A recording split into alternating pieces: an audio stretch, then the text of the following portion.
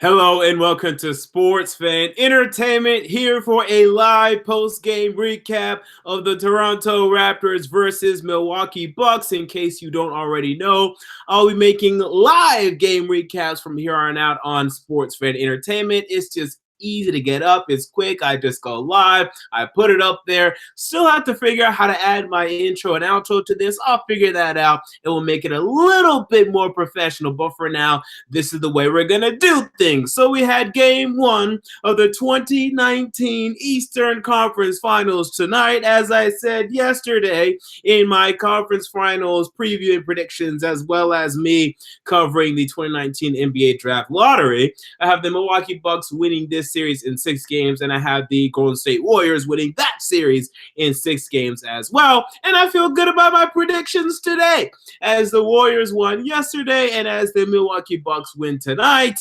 108 to 100. But make no doubt about it, the Toronto Raptors were ahead for most of this game. They were in control for most of this basketball game. The Bucks got off to a good early start, but then the Raptors went on a huge 13-0 run. They were up 19-8. The Bucks were calling timeout, and then throughout most of the first half, the Raptors were in control. You saw all their players giving more effort than the Bucks early on, going for offensive rebounds, going for second chance points, going for the extra mile hustle plays. You were seeing a real fresh Raptors team despite coming off of a 7-game series, but then you saw them begin to slow down in the second half and specifically in the fourth quarter, and then you saw the Bucks finally wake up. I mean, I think they've been off for like a week, right? I mean, they took a quick business of the Boston Celtics in 5 games. They've been off for quite a while now, where the Raptors came off of their 7-game series. So the Raptors were ready to go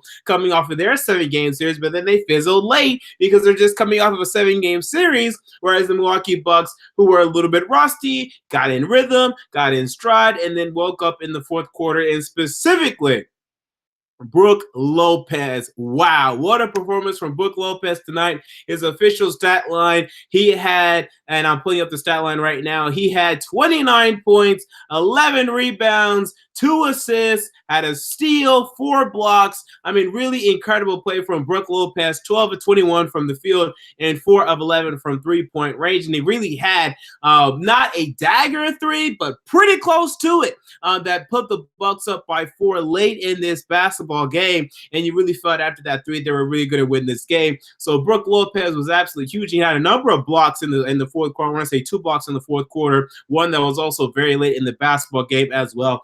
He absolutely showed up. And this is not a guy that we normally attribute as being a good defensive player, and definitely not a strong rebounder. And he's standing over 7 feet. And yet Brook Lopez is not synonymous with defense. He is not synonymous with rebounding the basketball. He showed up big time today. He wants it. I mean, I know it's so easy to say this is Giannis's team and it's no one but Giannis, but wait a minute, people. There are other players on this basketball team, and they showed up today. Now, Giannis had a good game in his own right. He ended up 6 of 17, had 24 points, had 14 rebounds, had 6 assists. So he still did Giannis things. But you saw Eric Bledsoe struggle a little bit, but he showed up late with that huge play at the end of the game to get to the free throw line. You saw Khris Middleton coming in. You saw Malcolm Brogdon, who's coming back from his injury. He played a little bit in Game 5 against the Celtics. He played 25 minutes tonight. So you're starting to see him come along and really get going right now. He had 15 points tonight, 5 and 9 from the field.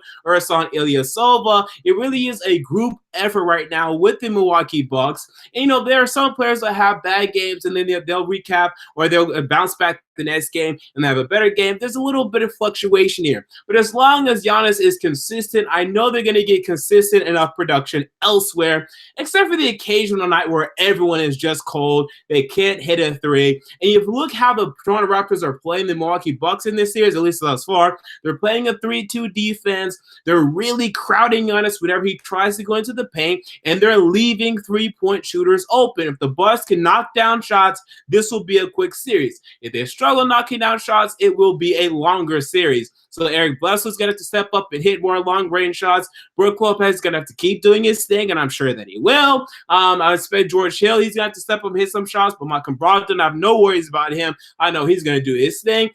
I know Pete Connaughton, Pat, his thing. I'm not worried about him either. So we'll see. I think they'll make their shots pretty consistently. Nikola Mirotic as well. Khris Middleton, you know that they're shooters, so it should be a problem. That's why the Bucks winning the series.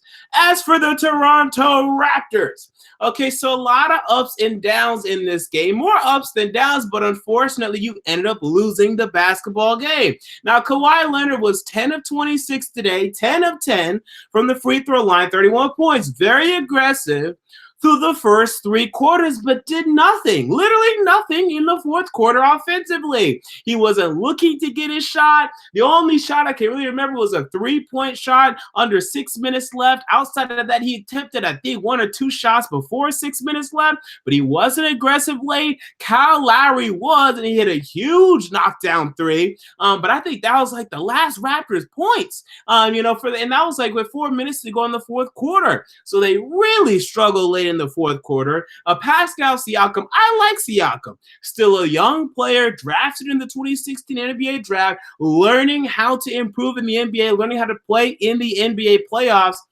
He was 6 of 20 today, and that's just not going to get the job done. That's 30% from the field for a 6'9", lengthy power forward. We can't have that. We need better production, more efficiency from Pascal Siakam. And then today, Marc Gasol continues to struggle, and I know Marc Gasol is getting old. I understand that. But 2 for 11 today, Marc Gasol, 2 of 7 from 3. He's never been a big three-point shooter, but he has to have more of an impact than that. You're going up against Brook Lopez, and he got completely outshined by Brook Lopez today. Okay, I know at this point, Brook Lopez, you could say, is a better player than Marc Gasol, but he should be able to go toe-to-toe at least with Brook Lopez. It should be a contest. It should be a battle. It should not be a no contest. It should not be an absolute whooping, and that's what it was today. The Brook Lopez versus Marc Gasol matchup. Serge Ibaka did nothing off the bench. Fred VanVleet continues to do nothing off the bench. This heralded and all used to be feared Toronto Raptors bench is now doing nothing. I don't know where Fred VanVleet is. Jeremy Lin ain't playing. Joni Meeks ain't playing.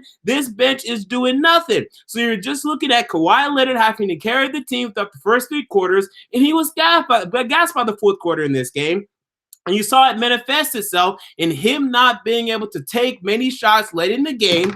Kyle Lowry actually showing up, shockingly so, in the fourth quarter for once in a game 1 in the conference finals. Okay, so finally getting something out of him. But Gasol doing nothing. Siakam being inefficient. Danny Green doing virtually nothing. He even missed a late free throw, which was very uncharacteristic of him. So we need to see more production. And I don't know why the supporting cast of Toronto has been so inconsistent. I mean, I know that's their move, right? They've been doing it for years, but they even brought in a guy like Marc Gasol, who has been historically good in the playoffs. And again, I know he's getting older. He's pretty much done at this point. He should have had a better performance. He should be hungry for this title. He has an opportunity. If he can show up and be a legitimate fourth weapon for this Raptors offense, he has an opportunity to win the championship this year. An opportunity. I'm not going to say he's going to do it, but he has that chance. I need to see more from Marc Gasol and moving forward. He had 12 rebounds today. I love that, but I need to see more from him.